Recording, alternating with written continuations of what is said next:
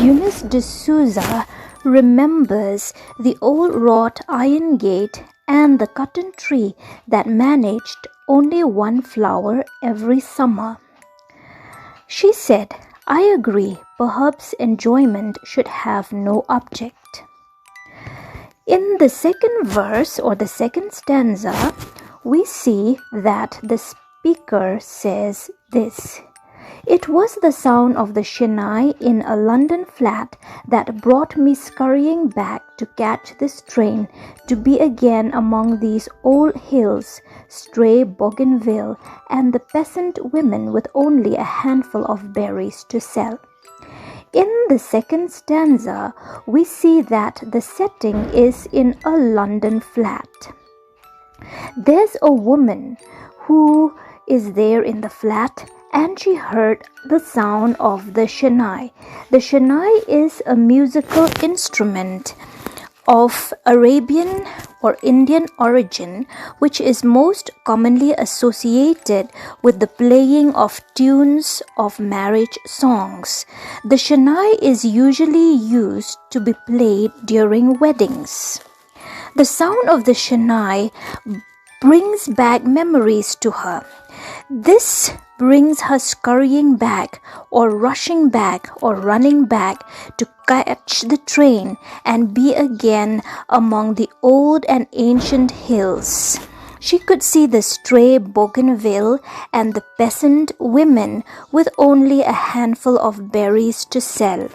She prefers to be among the peasant women, the poor people who struggles financially, who has only a handful of berries to sell, yet who continues to live and to survive. In the third verse, the poet says thus: "I covet the presence your home has. I want to be like that. Cool, dark, subterranean. There I would not covet even you, grudge your many loves, or even write you more love poems." In the third stanza, we see that the setting has shifted to another place. There's a woman who remembers the home of her former lover. She had ended the relationship with him, but she still remembers the home of her lover.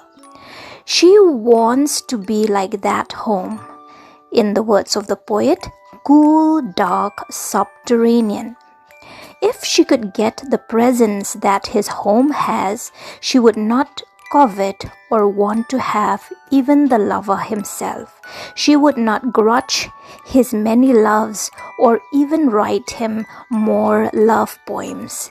This shows that the relationship which she had with her lover had come to an end. She would not covet even the lover himself. She would not grudge his many loves, his many relationships, and she would not even write him love poems. What she misses from the relationship is just his home, the presence which his home had, cool, dark, subterranean. In the fourth verse or the fourth stanza, we see that the scene shifts to another place. Sarla Devi, Kusumbala, Rani Devi, all of ill fame. The scene shifts to a place where these women lives. They are women who lives in the city in South India.